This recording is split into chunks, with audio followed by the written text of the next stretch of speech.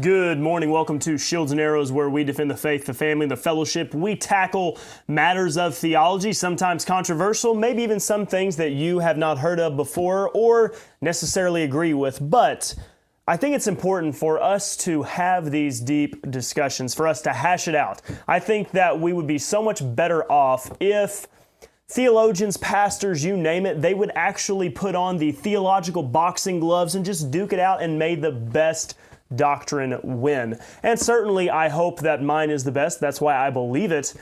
But as time goes on, I hope to find more people that will have questions and maybe even challenge me so that I can better hone what I believe and shape this doctrine and maybe be a better defender of our theology, which is rightly dividing the word of truth. And you only get better by being challenged. What doesn't kill you makes you stronger. And so with that, hopefully today, as we discuss matters of culture, politics, society, we can continue to strengthen our case by considering all the various challenges to it. Maybe we need to refine some things. There were a lot of things that I once upon a time believed that now I've had to work on and get better at and shape and mold. And that's why even if you watch some of the great Bible teachers, if you were to go and look at their content from maybe 5-6 years ago, it may not all be exactly the same as what it is today, because we don't want to just be stuck in a rut refusing to consider other possibilities. We always want to go to the Word of God, study it, analyze it carefully. And so that's why we're going to continue to evolve. Maybe the reformers, they like to think of themselves as the reformed, but we're the hyper-reformed. We're always reforming. We're continuing to better sharpen our doctrine to be better defenders of the faith. Because after all, the better you understand the Word of God, the better you're going to be at defending it. Now, with that, thank you all so much for joining us today. We have some things to get to. We're going to talk about the media war machine marching forward to present Kamala Harris as the answer, and right now it is in full swing. They are giving it all they've got. We're going to look at all their different tactics that they're using right now. Sadly, we're also going to be talking about a mass murder event in the UK in which a 17-year-old male, and that's all we know, which leads me to suspect that this male is not a white man, because if he was a white man, you probably would have already known about it, and his face and picture would have already been blasted all over the internet. That's just some speculation, but we're going to talk about that and why gun control is absolutely a failure in all aspects. And if Britain did not have these very strict laws about firearms, maybe these children would still be alive today. And then we're going to take a brief look at an article from mine and your favorite Christianity Today author, Bonnie Christian. It's thoughtful. It's more thoughtful than some other articles I've seen, but we're going to talk about where it falls short in some other areas as well. And then we're going to talk about how hopefully we can see right division succeed. Thank you all for joining us. Great to have all of you on. Yesterday, we made it to 45-ish minutes before things shut down on me. Hopefully things can go well today. If not, I'm recording it, so I'll just keep on going through and cover all the matters that I want to address. But appreciate each and every one of you. Ken says breakdancing is an Olympic sport. That is such a joke. Ken, I hope you're joking, because that is just silly. What a silly thing to say. Okay, so let's talk about this. So the media, full propaganda mode right now. Probably the thing that you have been seeing, if you do pay any attention to the news, is everybody's weird, right? That's been saying that no, your candidate, Kamala Harris, is very, very weird. And it is quite amusing. It's almost childish, right?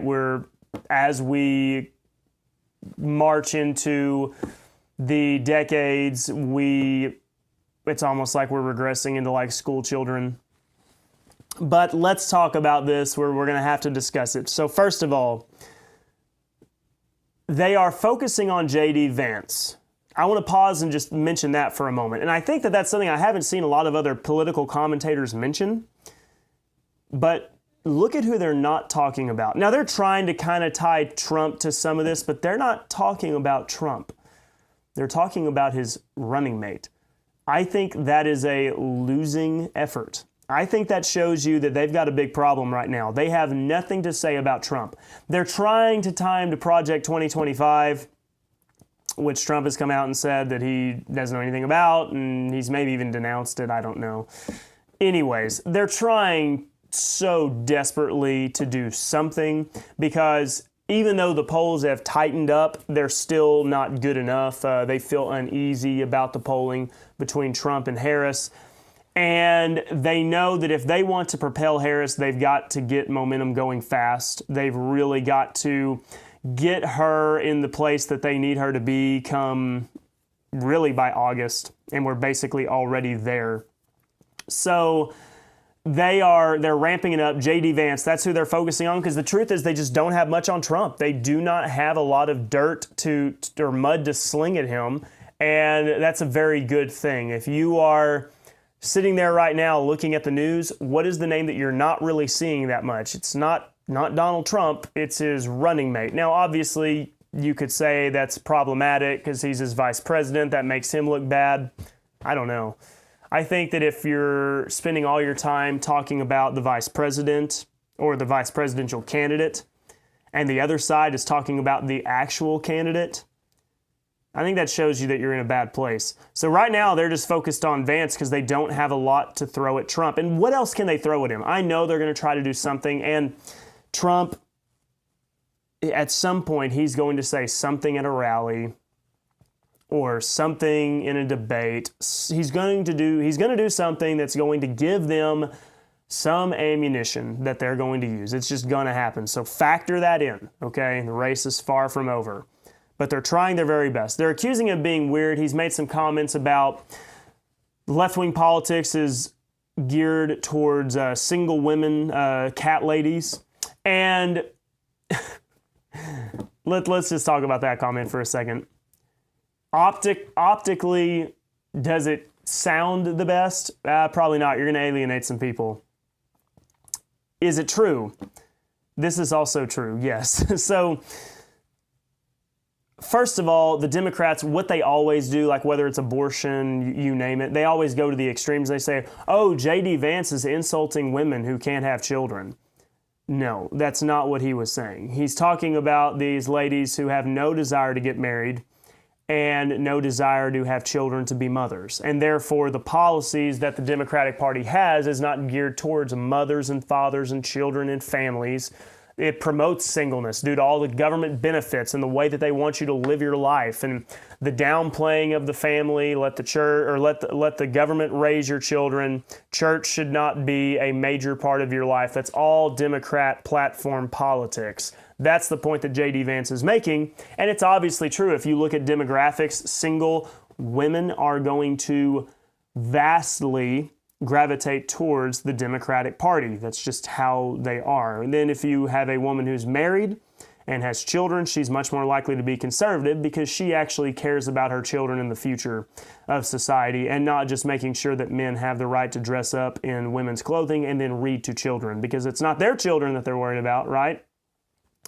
So they're trying to paint Vance as weird. That's a weird view.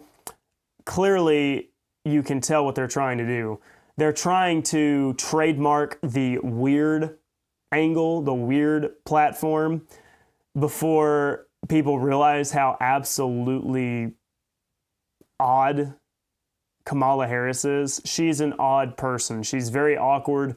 She's also someone that she's very disingenuous. She does not seem like she seems so incredibly disingenuous every time you see her in public. When she appears on BET, she really lays it on thick and changes the way that she talks and her voice. And then when she's up in front of some more scholarly people, she tries to sound very intelligent and use fancy words, and they don't always really mean anything. She's a fake person. She has no genuine personality of her own. And therefore, that's odd. We don't like it when a person seems fake. There's something very off about that. That's one reason why Gavin Newsom seems always odd to people, because he's not a very genuine person either. He's a politician through and through. And also, she just does a lot of weird things. She has her weird laugh that she does, which she's been trying to tone down lately because she knows that it's not a good look for her. But she has her really weird laugh. She has her phrases, her sayings that she goes on and on about. And therefore, they understand that Kamala Harris is a very strange, very odd person. She does not have the characteristics, the charisma of a presidential candidate, right? She just doesn't have it. It's not there. And therefore, they know that's a weak area. She doesn't come across as a brave, bold leader, right? Just compare her to Trump, right? Trump, obviously the iconic photo now, standing up, blood on his face, American flag, fist in the air, fight, fight, fight.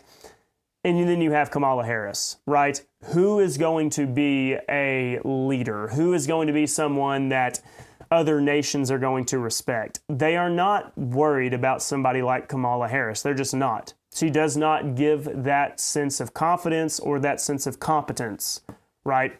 Donald Trump, we know who he is, right? Love him or hate him, the man is a businessman and he knows how to get what he wants.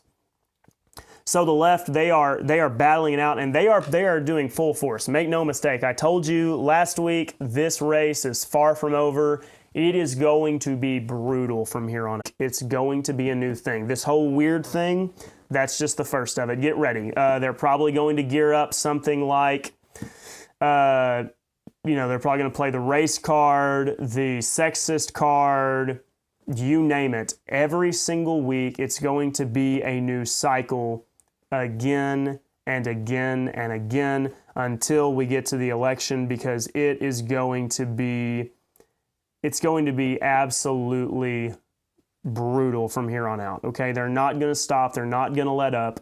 And this is going to be how it goes. It's going to be a battle. They're going to be duking it out. And unfortunately, the Democrats always have the advantage when it comes to propaganda because they own everything, okay? They have the major news sites. They got CNN, MSNBC, NBC, you name it. There's others that I'm leaving out just because ABC, there's so many that I'm forgetting. But they own all that, right? And what do conservatives have? Fox News sometimes. Because Fox News, we've seen it before too. They are conservative in name, in somewhat presentation, but then you'll see them run segments on transgenderism. Like, you just don't know, right? And so who are the conservative outlets that we can count on? I know that we've got like Breitbart and some of these others, the Daily Wire.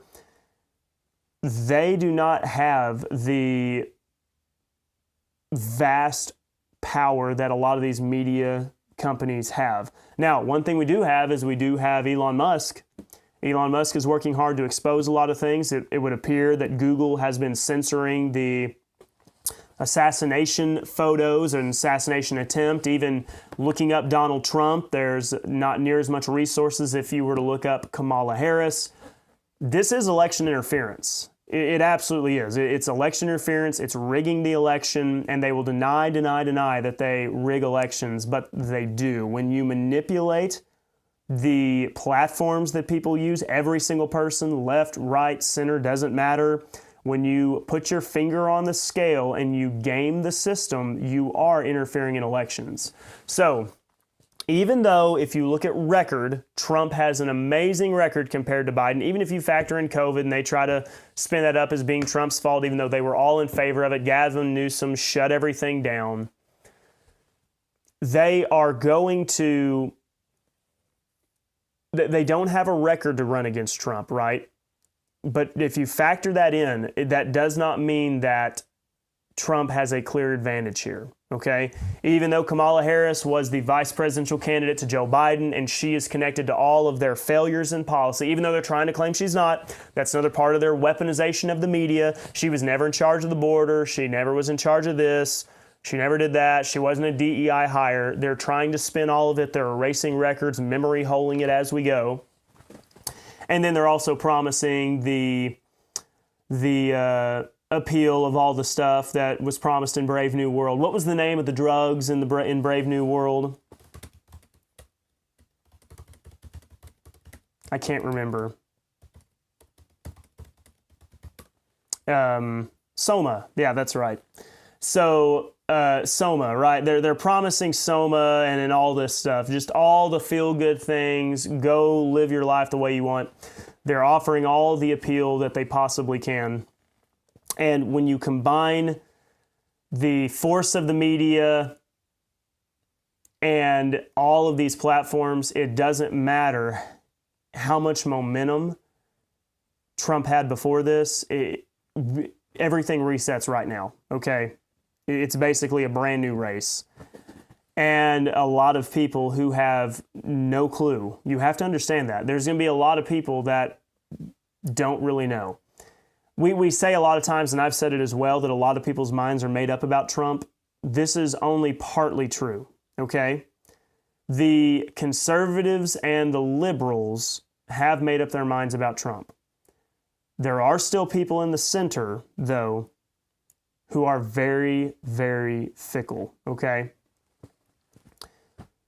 We just got done preaching a sermon on the golden calf, all right? If you'll just wait on YouTube, I'll get that uploaded for you, but our past Sunday sermon was on the golden calf. And what's amazing is if you look at the story, if you look at the account, when they're at the foot of Mount Sinai, every indication is that the people could hear God speaking to Moses. Now, God was speaking to Moses, but he was speaking to where all of Israel could hear him. They heard the commandment not to build the idols. All right, they understood this. And yet, what did they do after Moses was delayed after the 40 days? They immediately went into idol worship. The masses are fickle, and they easily forget. They are fickle, and they easily forget. So, you cannot look at the polls right now, even though most of the polls say that Trump still holds a slight lead nationally. Those polls do not matter. They really don't. And the polls next week don't matter. And the polls next week don't matter. And honestly, even the polls in mid-September don't matter. What matters is how people are feeling that morning that they wake up on November 5th. That's the day of the election, right? November 5th. That's what matters, because people are so easily manipulated. They are so forgetful. They are so fickle. Their minds can change. And that several million votes that can make the difference, there's more than several million people whose minds can change on a dime, okay? And obviously the polls, we can't always trust those anyways. 2016, they weren't very true. 2020, they were off in a lot of ways as well. So they favored Biden more, right? So you just cannot put any stock in it. The people's minds are very easily changed, and the Democrats know this, and they're going to continue to play the game. So right now, from here until November, it is going to be a slugfest. Just get ready. The news cycle is going to be insane. I do think Kamala Harris is going to be the nominee. It's pretty much already wrapped up. And it is going to be a long, brutal trudge to November. Make no mistake. All right, that's how this whole thing is going to go. And we're likely not going to have any clue how this election is going to turn out until we get to the very end. But right now, Trump is holding strong, but he has a lot against him right now. He has a lot. He has the entire media complex, and also you're fighting Google, Facebook, all of those things.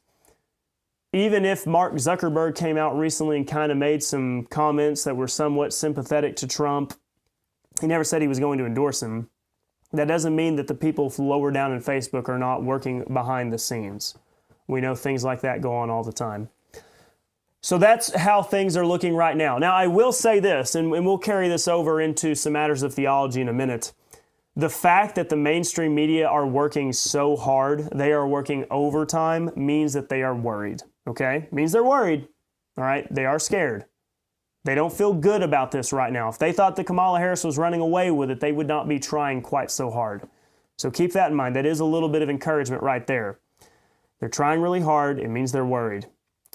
All right, now let's talk about this attack that took place in the UK. So there was some Taylor Swift themed dance event or something, and we don't know a lot of details. They're not releasing a lot for us right now. But in Merseyside, UK. I don't know exactly where this is at. It says that it's, I don't know. It's in northwest England, okay? But Tuesday, this morning, just confirmed that there have been 3 girls killed now. A 6-year-old girl, a 7-year-old girl, and a 9-year-old girl. And there were others that were attacked as well. What happened was this 17-year-old male, don't really know who he is, don't know his name. We know that he's from Cardiff, Wales, if anybody knows where that's from. But he went in with a knife and he attacked these girls. And that's about what we know at this time. There's a number of other children who were seriously injured, and we don't know if any more are in serious critical condition. We know there were some adults attacked as well. They have the suspect detained. Maybe we'll get more information. As of right now, though, I don't know of any more information as far as who the attacker was. But right now, they're not releasing hardly any facts, which makes me curious.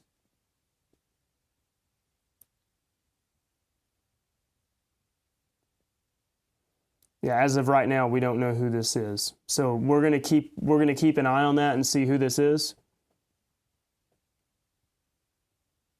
But we'll find out. Now, let me talk about this. Since we don't really know much else other than there was a 17-year-old male with a knife who attacked these girls. Let's talk about UK. So UK is extremely anti-gun. You essentially cannot own one. There may be some very extreme cases, like maybe a hunting firearm that you could own, but there's very extreme restrictions. I don't think you're allowed to keep it at your house. And I'm just kind of speaking off the top of my head here. I don't know exactly how their laws work, but essentially, no firearms allowed. It's not like you can conceal carry, okay?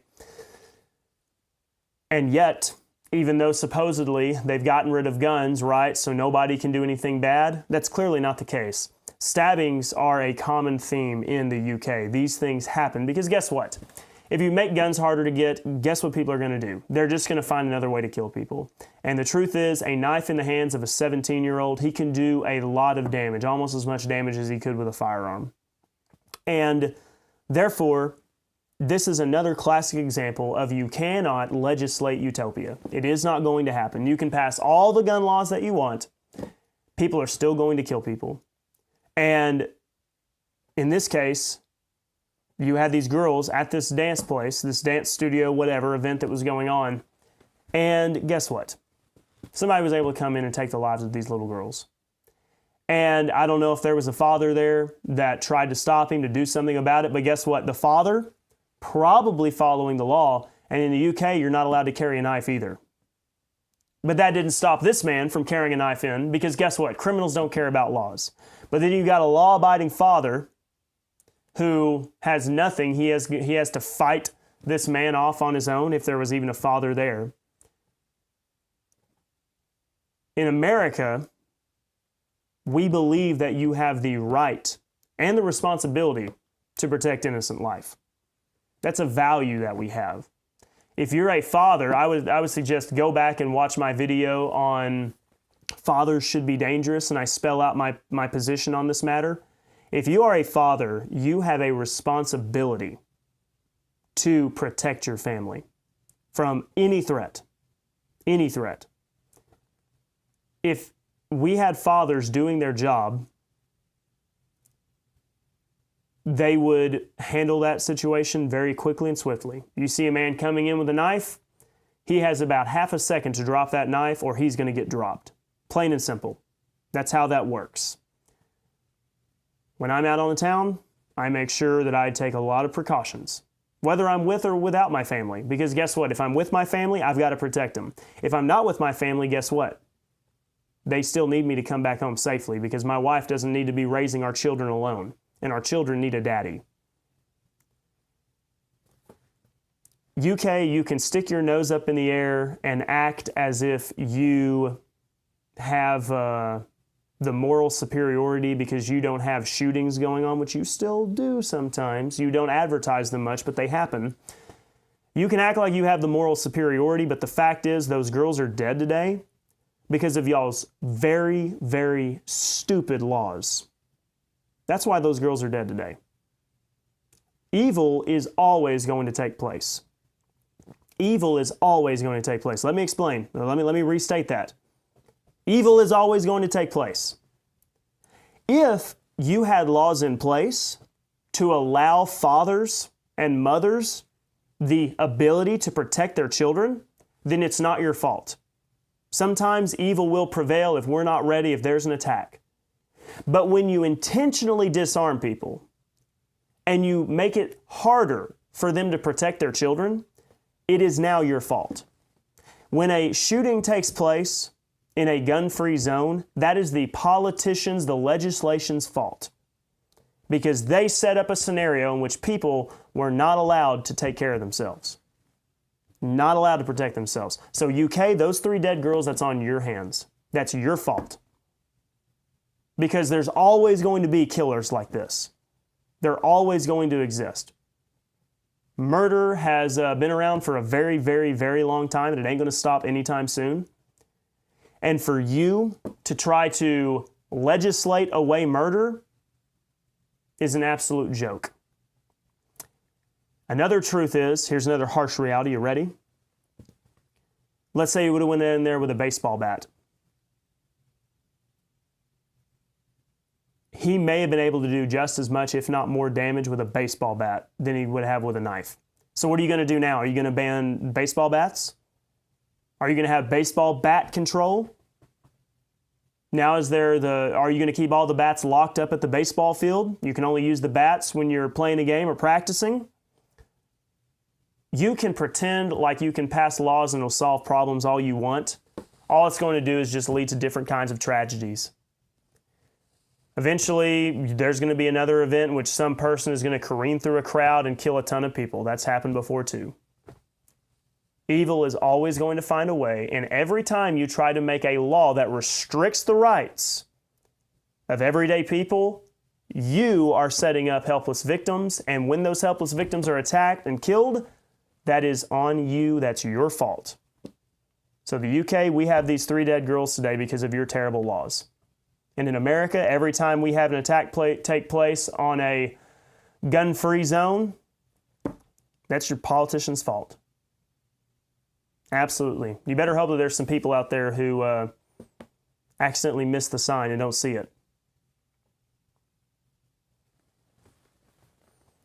So the UK and other places in Europe that have all of your gun restrictions, you are not morally superior to the United States. You can talk about the tragedy of school shootings all you want, but you have the exact same problem because bad people can still come and do bad things. And it'll be interesting to see who this killer was, where he was from. Said he was born in the UK, sure. But it'll be interesting to see some of his ideology. Maybe he was just a mentally disturbed. Obviously, he was mentally disturbed. But it'll be interesting to see.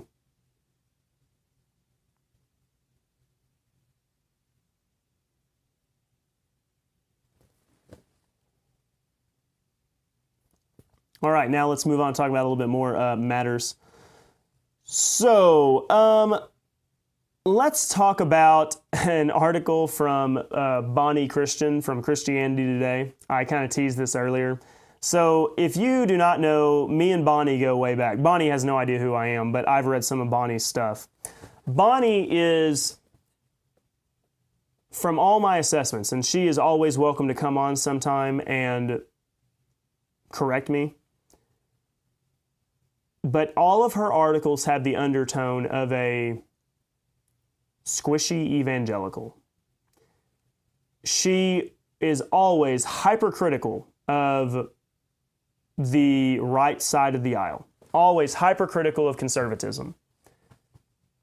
And yet, when it comes to the left side of the aisle, she never can quite get herself to address their very anti-God platforms. in all of her articles I've seen on Christianity Today, and maybe I've missed some, it seems like she just always has a little bit of hesitancy. And I think we're going to find this in this article as well. This article appears to be an anti-Kamala Harris article. But then as you read it, you start to get a different gist of things. So here's the article, Kamala Harris Against History. Now, she's going to be talking about the famous lines of Kamala Harris, unburdened by what has been, coconut tree, and all of these things. And this is the opening line, the candidates unburdened by what has been and coconut tree lines push her party toward a troubling partisan divide over the past itself. This is her big issue. It's not the platform of the Democrats that she is taking great issue with, but rather it's the partisanship over the division of the past. In this article, she goes on and explains that the Republicans have taken the good old days position, valuing the past and seeing that we need to get back to some of those values. Whereas the Democrats have been pushing forward and saying, no, we need to undo the things of the past, everything that in the past was bad. And she's lamenting that fact. She's very upset that the Democratic Party is taking an anti-past position.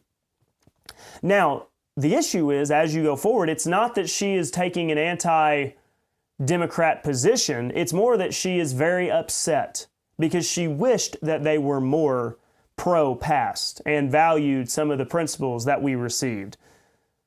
It is almost as if you're critiquing your own sports team. How, for example, the Texas Rangers can't seem to beat a good team, and yet they can whoop up on a terrible team like the White Sox. As we read this, President Joe Biden is out of the 2024 race, and Vice President Kamala Harris is angling to lead her party's ticket. In the surge of interest in her revised candidacy this past week, online attention has focused on two of her turns of phrase. One is the line Harris has apparently been repeating for many years, returning to it so often that a 4-minute clip of her saying it dozens of times is trending on social media. That line, a call to envision a work toward what can be unburdened by what has been widely placed in tension with the other phrase in which Harris, quoting her mother, scoffs at those who think they just fell out of a coconut tree. No, she says, you exist in the context of all which you live and what came before you. So those are the two comments. You have the unburdened by what has been, but also you exist in the context of which came before you. So she starts out by explaining Kamala Harris seems to have these thought-provoking statements. On one hand, leaving behind the problems of the past, but also recalling the context of which we came from in our history. Then we get to the second paragraph. Such a tension would be interesting if it existed. It would suggest a thoughtful balance of progressive and conservative impulses, of aspiration for benevolent advancement and respect for wise tradition, of acknowledgement of the real ills of history alongside a quest for the careful preservation of its goods. Unfortunately, this supposed tension is not evidenced. The contradiction is not within the vice president's thinking, but across the partisan divide, as Harris looks likely to lead Democrats toward a simplistic condemnation of bygone times, while the GOP just as simplistically embraces a nostalgia so rosy it is sometimes false. I want us to consider some of these words. Once again, this is an article on Christianity Today, and I want to address some of the underlying tones. First of all, she agrees with the lines that Kamala Harris says. Unburdened by what has been, also you exist within the context of all which you live and what came before you. She likes the wording that is said. The contradiction is not within the vice president's thinking. So she agrees with Kamala Harris's approach here. Maybe on a very basic level, we could all say, yes, you do need to have respect for the past and recognize that there's wisdom in it. There were some things about the past that were fundamentally better than what are today. And yet, at the same time, there's some things in the past that we do need to move on from. Certainly, as right dividers, we could say that. Church history has not been exactly good doctrine. We're trying to move on, but yet there are some conservative values, such as the preservation of God's Word and Bible translation that we want to hold on to, we don't want to leave behind. But her lamenting is tied to the fact that Kamala Harris is just not simply doing what she wants her to do. This comes across as she is frustrated with Kamala Harris because otherwise she would be the candidate that she would be much more enthusiastic about. Let's just consider this. Her statements are interesting, or would be interesting, if they were actually referring to the value of the past combined with a bright future. It would suggest a balance of progressive and conservative impulses. Consider that. Bonnie would prefer a balance of progressive and conservative impulses. I will go so far as to say I want zero things to do with progressivism. Because we have seen what progressivism is. And the progressive movement has done nothing but lead us towards a Marxist, communist, socialist, anti-God agenda. That is what progressivism is. Bonnie, you can keep your progressivism. I don't want any part of it. Not a piece of it. So therefore, I do not want a thoughtful balance of the two. Aspiration for benevolent advancement. I think that's just socialism. I think benevolent advancement is a fancy word for socialist ideas. More government programs.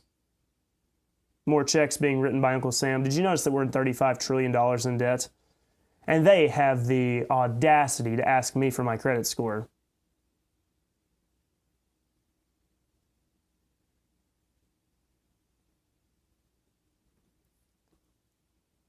A respect for wise tradition of acknowledgement of the real ills of history along with a quest for the careful preservation of its goods.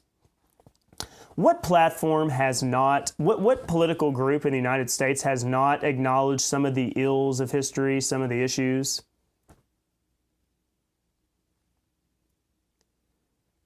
They keep acting as if we don't all agree that the matters of Jim Crow, slavery, are wrong. But also, they ignore some of the very serious, egregious things that are going on today.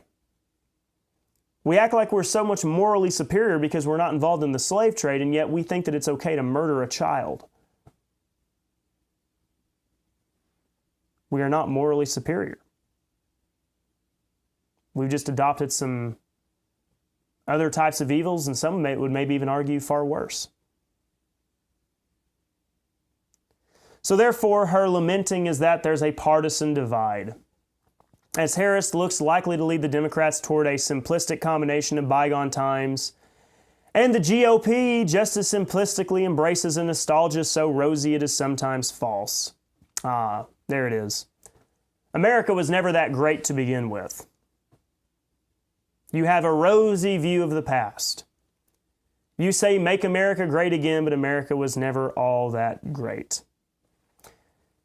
She then speaks well of the contextual comment of Kamala Harris's coconut statement. Listen to the coconut comment in context, as the line itself suggests we should, and you'll find Harris isn't speaking about respect for prior generations or retrieval of the virtues of the past. She is accounting for the evils and woes of history so as to better progress toward equity in the future. Now, Bonnie is just, I guess, somewhat conservative enough. She's not endorsing equity. And I've never accused Bonnie of being a radical leftist. I've accused her of being a squishy evangelical. So she will critique Harris on some things, but you are going to find as we go through the rest of this article, I'm not going to read the whole thing, but the article continues to just be so lamenting of the fact that Kamala Harris is just not quite the candidate that she would like her to be. That if only Kamala Harris was not so partisan, if she was valuing some of the past and not just falling into line with what the Republicans are doing and opposing it. Her whole point is that, the Republicans are just having these rosy-colored glasses that cause them to have a platform that just wants to bring everything back into the olden days. and how terrible that is. Oh, Kamala, if you would just not play their game, don't play into their ploy. Be better than that.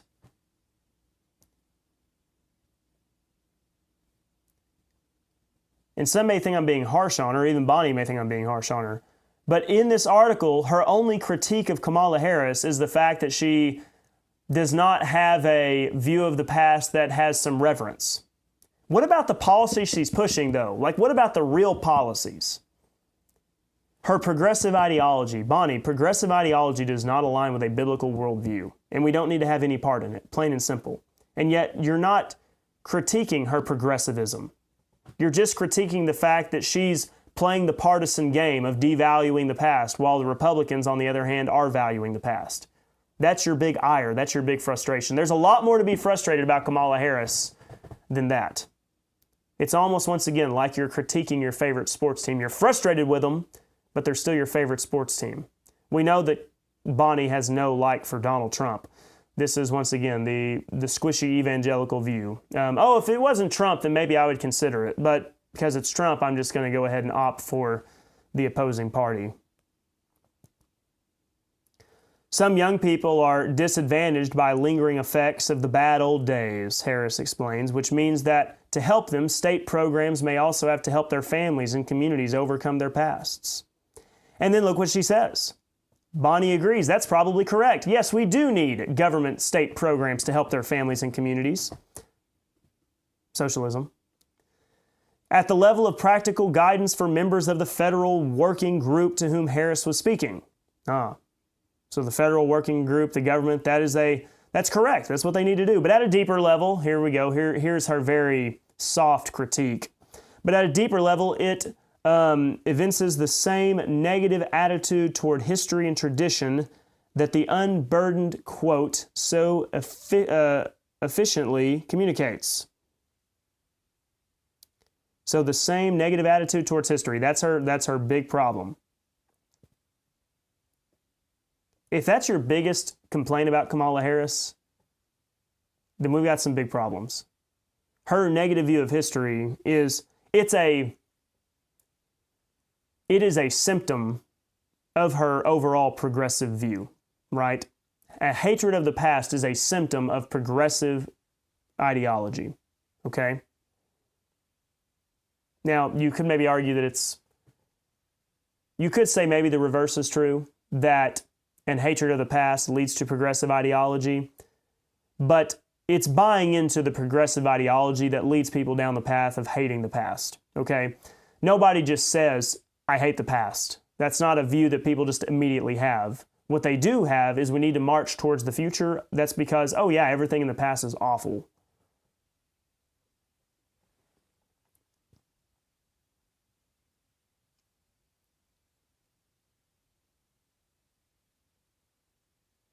Then she gives lip service to Joe Biden. Many of Biden's policies are progressive.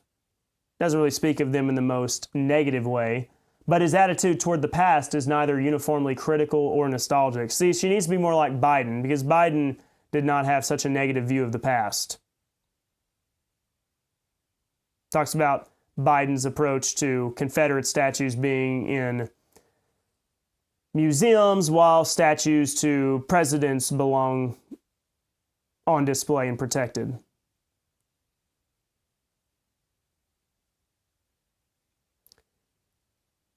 And she plays it so down the middle. More important than her difference from a retiring Biden, though, is the contrast between Harris as a probable new leader of the Democratic Party and her rivals across the aisle. This is, once again, it's riding the fence, but ultimately it's not a critique at all. And she talks about how the Democrats of the past used to be so much better about valuing the past. Quoting a quote from Levin, or Levine, whatever his last name is, how you pronounce that, of Senator Elizabeth Warren. I grew up in America that invested in its kids and built a strong middle class that allowed millions of children to rise from poverty and to establish secure lives.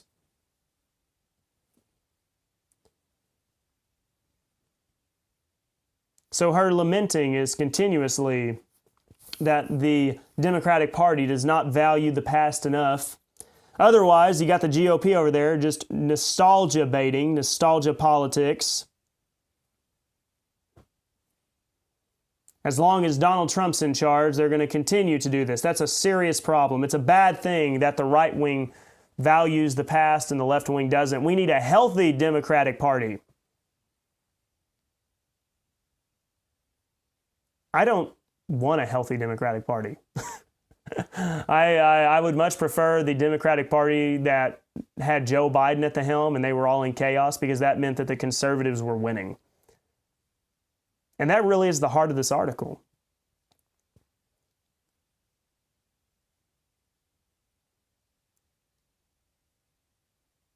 The heart of the article is that it's a shame that our Democratic Party is not valuing the past. And we need their insight to combine the past and conservative ideology.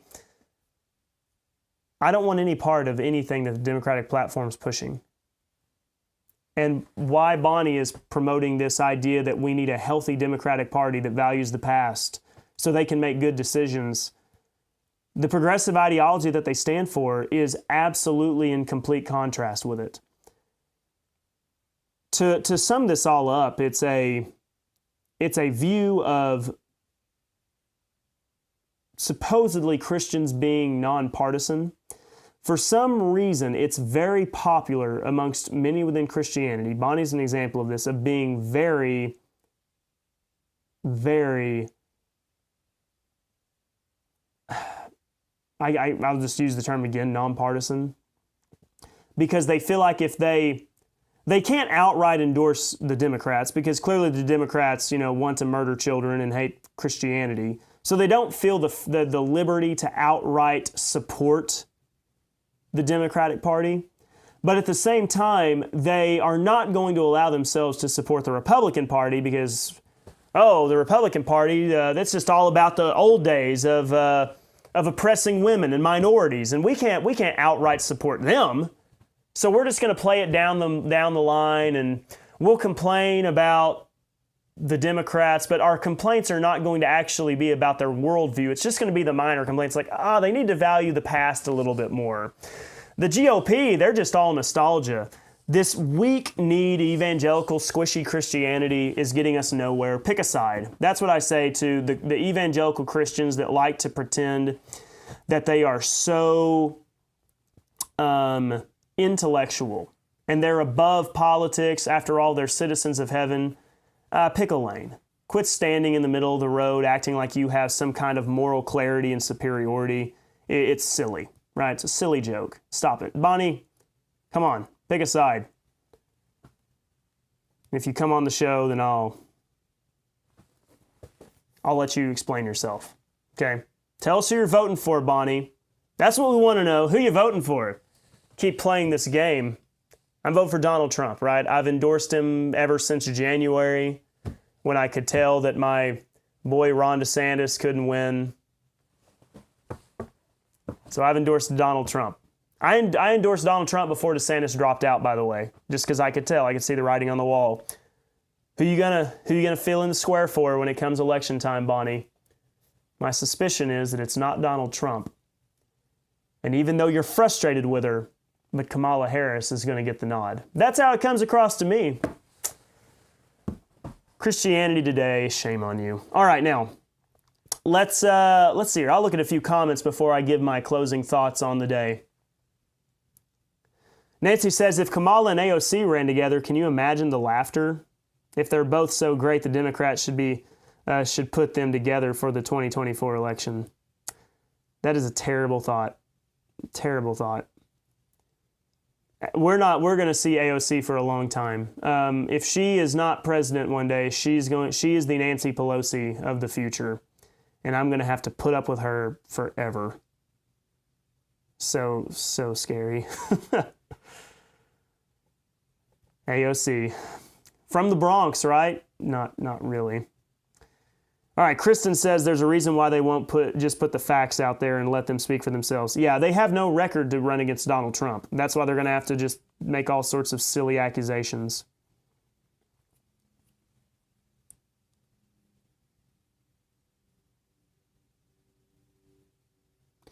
I hope the Democrats, Chuck says, don't end up using Donald Trump's Operation Warp Speed on him, because that was his biggest screw up. Yeah, I mean, I think most people would agree that Operation Warp Speed was I think bump stocks was really bad.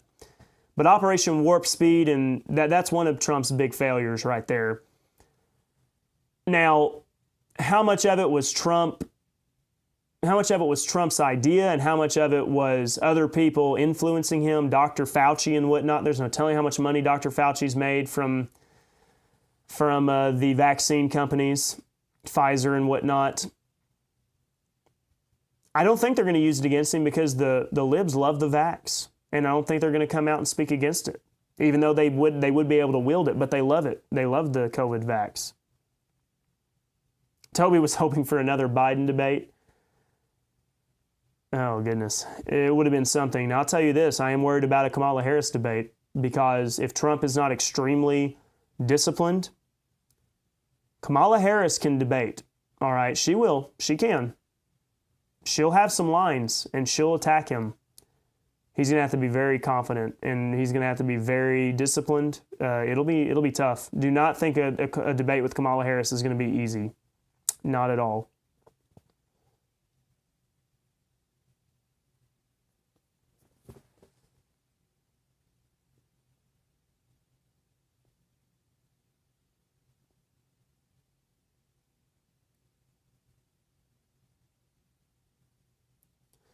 Scott makes another interesting point. Another negative about the election: young women vote in much higher numbers than young men. I think that's true. I haven't looked at any numbers, but that sounds much more correct to me. I feel like young men, here's the truth. Young women feel like they have everybody on their side. Like society wants to see them succeed. Young women, there's all of the different acts that are done for girls to make it easier for them to get into school. And young men feel like the forgotten demographic. Nobody cares about them. They're a problem. All they did when they were in school was just get in trouble because they were being boys, and boys are rough and rowdy. And so they have been constantly told in society that they're a problem, and they feel like no one actually cares. They feel like no one actually cares. That's why they like Jordan Peterson so much. Young men do, because Jordan Peterson cares about them. And I hope that Trump can tap into that. But they feel hopeless, okay? Young men feel like there is no point in voting because it doesn't matter. Nobody really cares about them. But young girls feel like they have the world behind them.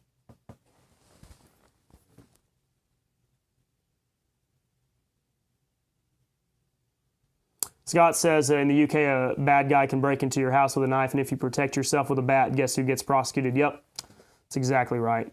The UK is such a joke, and I don't know how long they're going to last. I really don't. Everybody talks about the fall of the United States. Things can get bad, but I'm telling you, it's those European countries that you got to watch out for. They're the last time we had a big world war, right? What happened? All those European countries.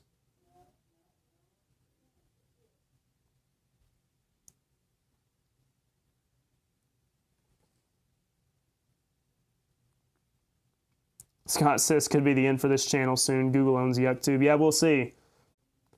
I know Worst 5 tricky for y'all sometimes, but we'll step on it. I'll have all that uploaded for you. I do plan up on it. I'll have all that uploaded for you.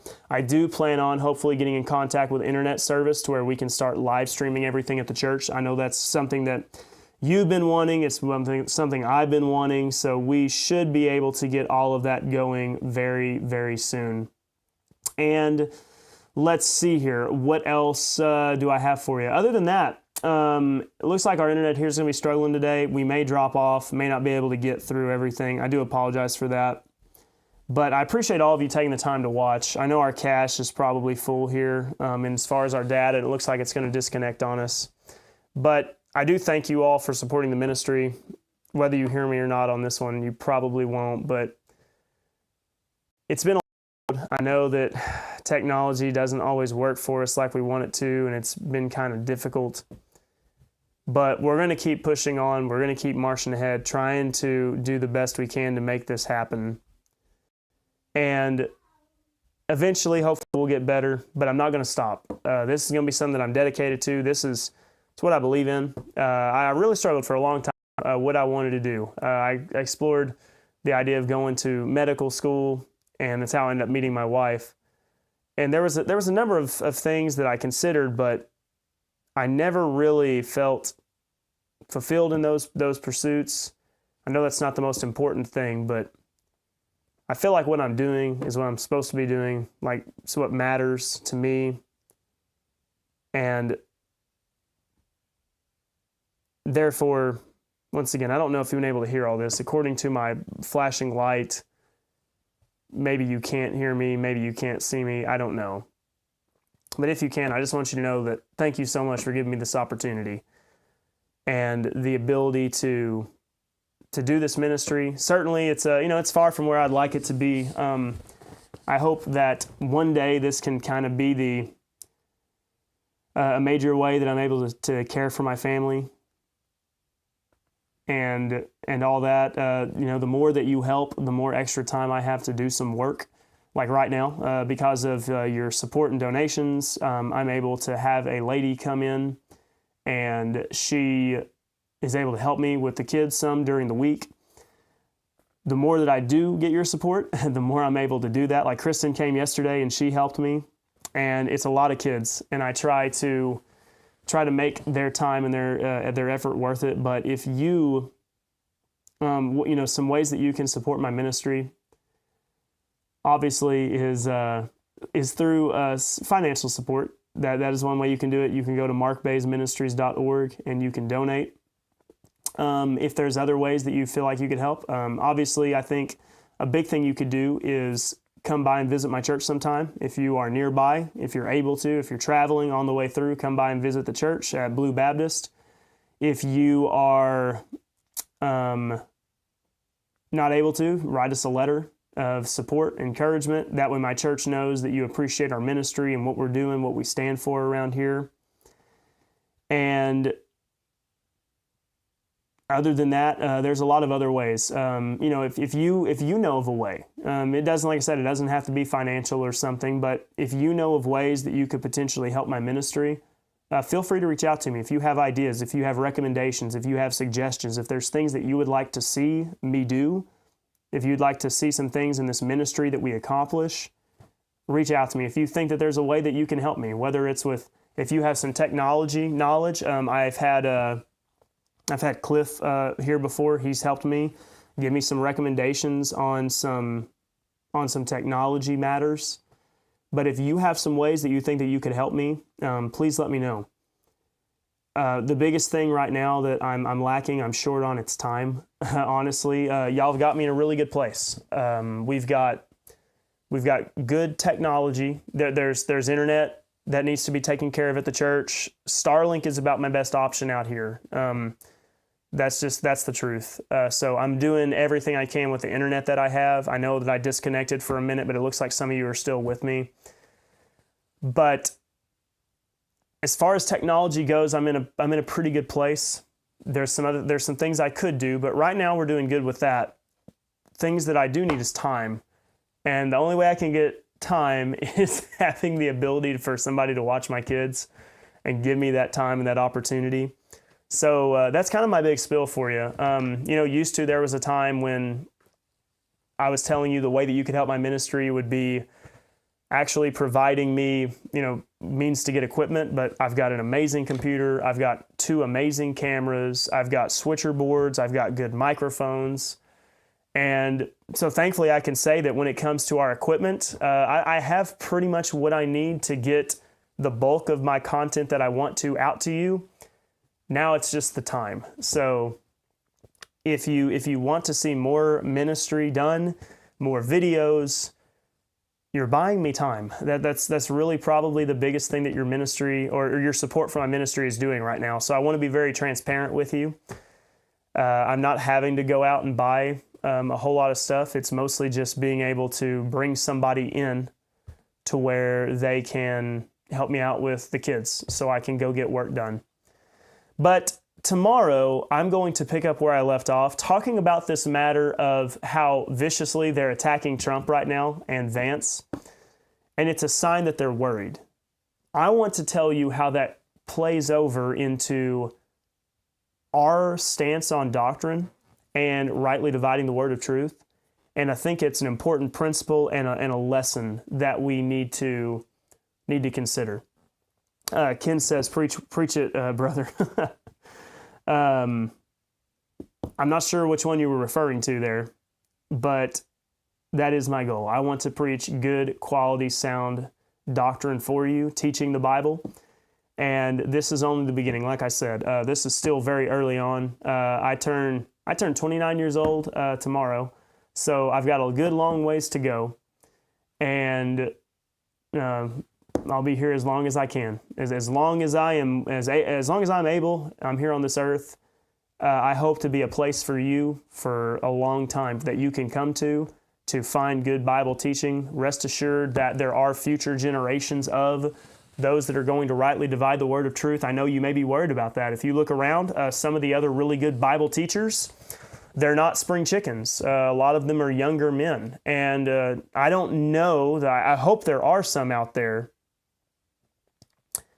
I hope there are some out there, but I don't know how many younger right dividers there are that are actually producing content for you. So I'll certainly fill the void the best I can. And with that brings me to an end to today. We've got more exciting stuff to talk about. I do have some questions in the docket for Theology Thursday, but if you have any theology questions, be sure to send those to me at markdbaze@gmail.com, or you can just comment on them at the very beginning of the show. But until tomorrow, this has been Shields and Arrows, where we defend the faith, the family, and the fellowship, and we tackle it all. We don't hide from matters of society, culture, politics. It all matters. It affects us because we live in this world. And until that rapture comes, you and I are going to have to handle the problems of the world, and we're going to have to do the best we can with what we got. And that's what we're going to do, and we're going to fight with the Word of God. And with that, we'll see you tomorrow. Thank you all so much.